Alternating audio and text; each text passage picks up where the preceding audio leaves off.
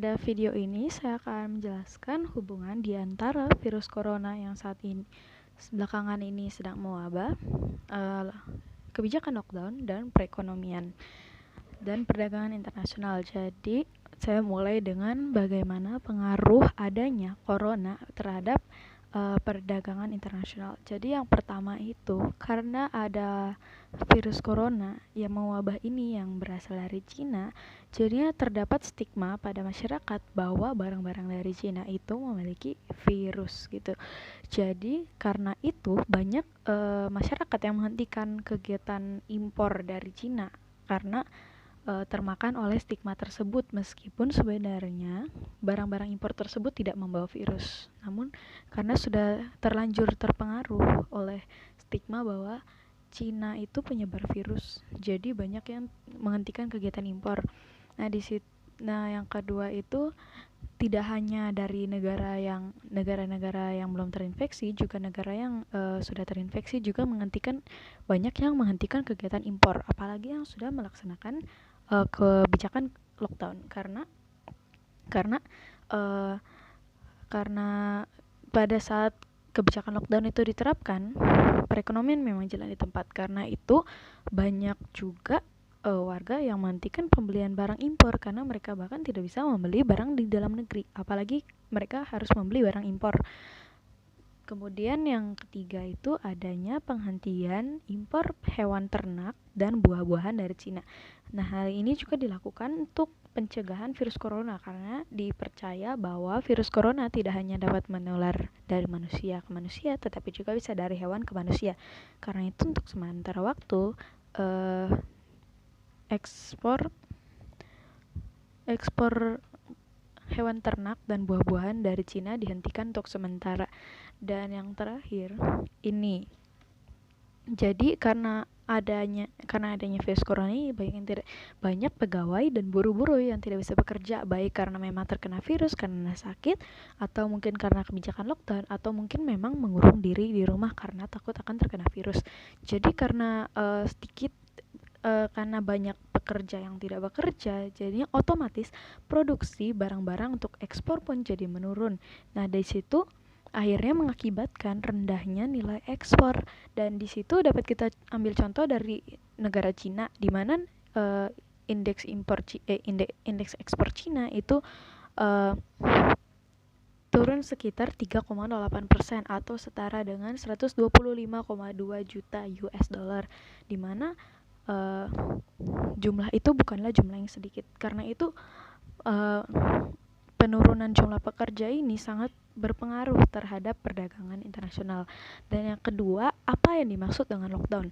Jadi lockdown itu secara harfiah berarti dikunci, di mana dalam konteks virus corona ini artinya pembatasan keluar dan masuk ke suatu daerah yang sudah terkena sudah terinfeksi virus tersebut,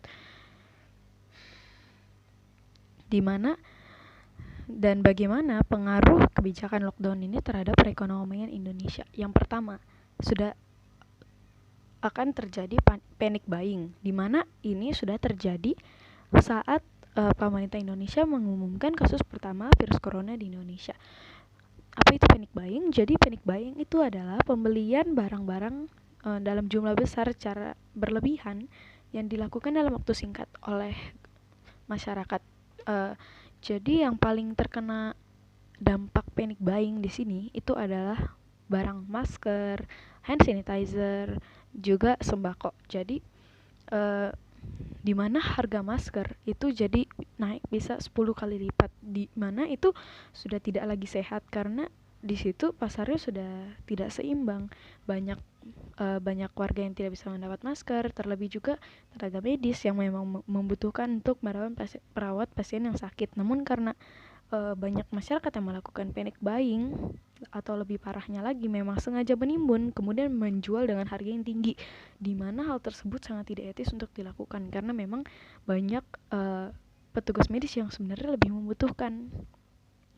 Kemudian yang kedua yaitu matinya industri retail atau dan juga perdagangan in general, karena perekonomian akan jalan di tempat, karena saat kita lockdown semua warga akan tinggal di dalam rumah, tidak akan ada yang melakukan kegiatan jual beli, di mana jadinya akan terjadi kerugian yang sangat besar karena pusat perbelanjaan tidak bisa beroperasi, supermarket tidak bisa beroperasi, jadinya banyak kerugian di pihak pengusaha, juga di pihak konsumen, di mana konsumen tidak bisa membeli barang-barang. Kemudian yang paling terpengaruh tentu saja yaitu warga-warga yang tidak bisa bekerja karena kebijakan lockdown yang akan dilakukan ini. Jadi apalagi paling terpengaruh yaitu masyarakat kelas bawah, seperti contohnya penjual kaki lima, juga tukang ojek, di mana pekerjaan mereka itu harus dilakukan di lapangan. Berbeda dengan pekerja kantoran, baik PNS maupun pekerja swasta. Apabila pekerja kantoran, mungkin mereka bisa melakukan work from home atau bekerja di rumah, mereka tetap akan mendapat gaji mereka. Akan tetapi apabila buat masyarakat yang bekerja di lapangan seperti tukang ojek, penjual kaki lima, apabila mereka tidak berjualan atau tidak bawa ojek, mereka tidak akan mendapat penghasilan, di mana kebijakan lockdown ini pasti akan dilakukan selama beberapa waktu, contohnya saja 2 minggu. Bayangkan apabila seorang tukang ojek sehari mendapat 100.000 dari hasil membawa ojek, kemudian dikali dengan 14 hari dilakukan lockdown, berarti dia sudah mengalami kerugian 1,4 juta, di mana yang mengalami kerugian ini bukan hanya satu tukang ojek, tapi juga tukang ojek di seluruh daerah yang terkena lockdown juga. Karena itu, apakah memang benar-benar lockdown ini diperlukan? Jadi first of all, kasus di Indonesia ini belum terlalu merebak seperti di Cina atau di Italia. Karena itu menurut saya kebijakan lockdown itu kurang tepat dilakukan kalau sekarang, karena kebijakan lockdown ini seperti yang telah saya jelaskan sebelumnya itu sangat mempengaruhi perekonomian, terlebih buat warga-warga kecil, warga-warga yang bekerja di lapangan. Apakah pemerintah bisa mengembalikan kerugian yang telah mereka derita? Apakah pemerintah bisa menjamin kalau mereka bisa hidup sejahtera sama lockdown tersebut, selama mereka tidak bisa mendapat uang selama mereka tidak bisa bekerja? Apakah pemerintah bisa menjamin bahwa kehidupan mereka terjamin selama lockdown itu? Memang kebijakan lockdown itu akan memperlambat penyebaran virus, akan tetapi lebih baiknya kalau buat situasi saat ini saya sarankan untuk melakukan social distancing, di mana memang pemerintah sudah menyarankan untuk melakukan social distancing meskipun masih banyak warga yang tidak melakukan. Karena itu mohon untuk lakukan social distancing daripada virusnya akan lebih menyebar dan nanti pemerintah terpaksa akan melakukan lockdown, di mana seperti yang saya sudah jelaskan tadi, lockdown itu sangat berdampak negatif buat perekonomian Indonesia, apalagi buat yang warga-warga kecil yang harus berjualan di jalan, harus mengalami kontak manusia untuk mendapat uang. Jadi sekian penjelasan dari saya, terima kasih.